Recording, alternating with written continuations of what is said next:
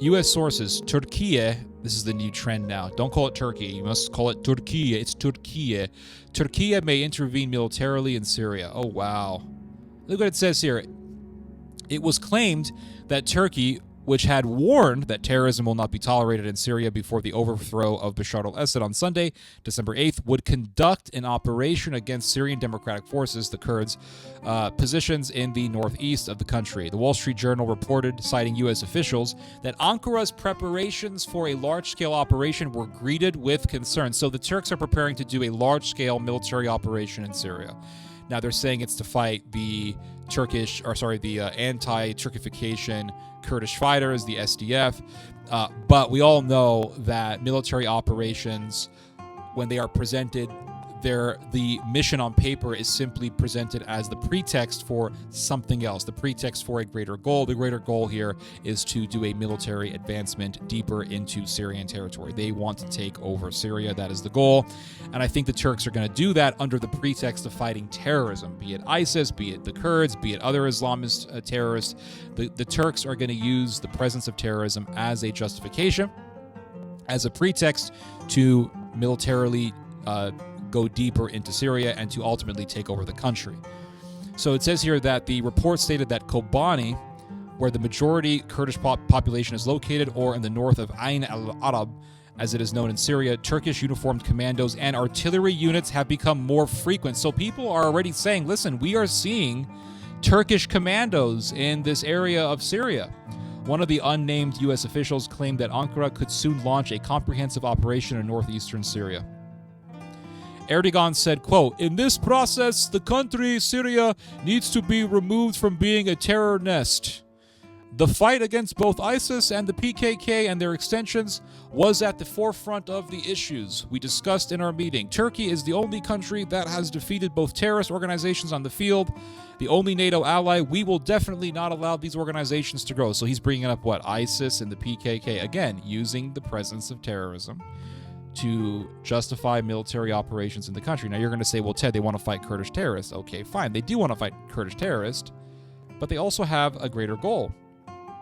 Von der Leyen, who noted that Turkey played a very important role in ensuring stability in Syria and the region, said, quote, "We must be very careful together against terrorism. We cannot allow the risk of a revival of ISIS, especially in eastern Syria."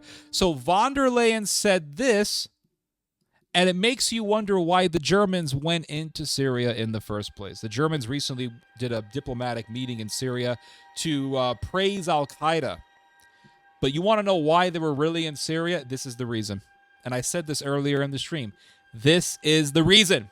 They are supporting Turkey's proxy because it's Turkey's proxy. That's the reason why they're supporting these al-Qaeda offshoots, this al-Qaeda offshoot, because it's a proxy of Turkey. And they want to make sure that Turkey's proxy is there, because as long as Turkey's proxy is there, then Turkey has a foothold in that country. And as long as Turkey has a foothold in that country, then the Turks can be there to make sure that the Russians are not there. This is ultimately just a way to push the Russians out. This is why they are supporting al-Qaeda in Syria. It has nothing to do with freedom. It has absolutely nothing to do with democracy. It has absolutely nothing to do with any of this stuff. It's all about making sure the Russians aren't in Syria. That's what this is about. I think, sadly, we're going to be seeing that in the future. Videos of Chinese people being beheaded and murdered by these Turkic marauders.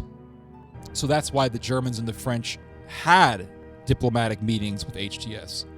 It's to make sure that Turkey is there as opposed to Russia. Stating that Turkey was behind the overthrow of the Assad family's 50... Now Donald Trump, he's also supporting the Turks. Trump has always been pro-Turkey. Always. When he was president the first time, he was pro-Turkey. Stating that Turkey was behind the overthrow of the Assad family's 53-year rule in Syria, Trump said, quote, "Erdogan, he's a very smart person.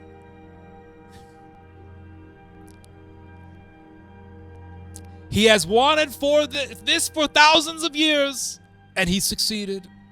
Nobody really knows who the winner is, but I think Turkey won. Erdogan, he's a very smart and tough guy. Turkey took control in a very unfriendly way, I must say, without a lot of loss of life. Very impressive. Assad was a butcher. We saw what he did to children. Turkey is a great power, and Erdogan is someone I get along with very, very well. They have great military power. See, that's what Trump said. And remember, when Trump was president, he said, let someone else take control of Syria. Who was that someone else? It was Turkey. So the U.S., doesn't matter who the president is, the U.S. is going to be pro-Turkey because the U.S. wants to make sure that the Russians are not there. So put the Turks there, because Turkey, like I said, Turkey has that control over the access into the Mediterranean through the Dardanelles. Russia is, when it comes to oceans, Russia is locked with the Black Sea. It's stuck with the Black Sea.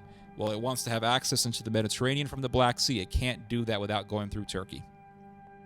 So Russia's got a big naval base in Syria. They just removed Russia's ally from Syria, Bashar al-Assad. But Russia still has access into the Mediterranean through the Tartus, through its naval base in the Tartus. The Americans want to get rid of that. In comes Turkey. Great Trump impersonation. That's difficult. Trump's difficult to impersonate. You got to get the rhythm just right. It's difficult to do it, but I'm trying to get it down. But I'm glad I'm entertaining you guys with that. To clarify, my question is, why aren't the Arabs angry about Turkey taking over Syria?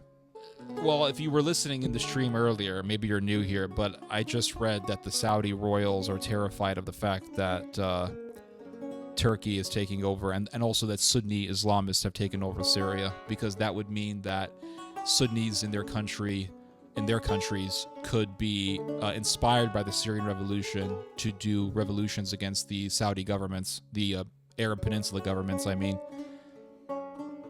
And the Saudis are terrified of Turkey.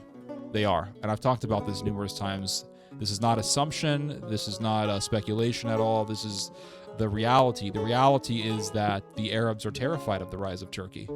Because remember, the Ottomans controlled the Arab Peninsula, and in World War I, the British helped the Arabs overthrow the Ottomans, kick the Ottomans out of the Arab Peninsula. And the Turks have never forgotten that. And this is actually the reason as to why the Arabs supported a revolution against the Sudanese dictator Omar al-Bashir, because Omar al-Bashir was a major ally of Turkey, and because Bashir was running Sudan, that meant that Turkey had a presence in East Africa, and that meant that Turkey. It meant that it was possible that Turkey could have started to use Sudan as an access way into the Red Sea, which would have meant Turkey being right across from the Arab Peninsula.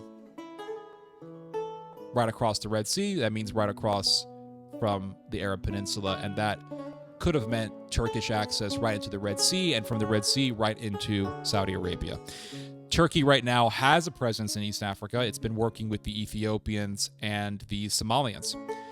And this terrifies the Arabs, because Turkey having a military presence in a country like Sudan or a country like Somalia or Ethiopia would mean Turkey being eerily close to the Arab Peninsula, being very close to the Red Sea, having access into the Red Sea, and thus having access to Saudi Arabia. Let's look at a map, actually. Here is Ethiopia, very close to the Red Sea. Somalia, very close to the Red Sea, or actually it borders right with the Red Sea. Sudan is right with the Red Sea. So if Turkey has a presence in this part of Africa, that would mean having direct access into the Red Sea, and that would mean Turkey having a military presence right across from Saudi Arabia. And the Arabs are terrified of the Turks doing a military incursion into the Arab Peninsula, because that would mean the end of the Arabs, and they know that the Turks want to take revenge because of what happened in World War I. And the Turks want to revive their empire, which would mean retaking the Arab Peninsula. So this is what terrifies the Arabs.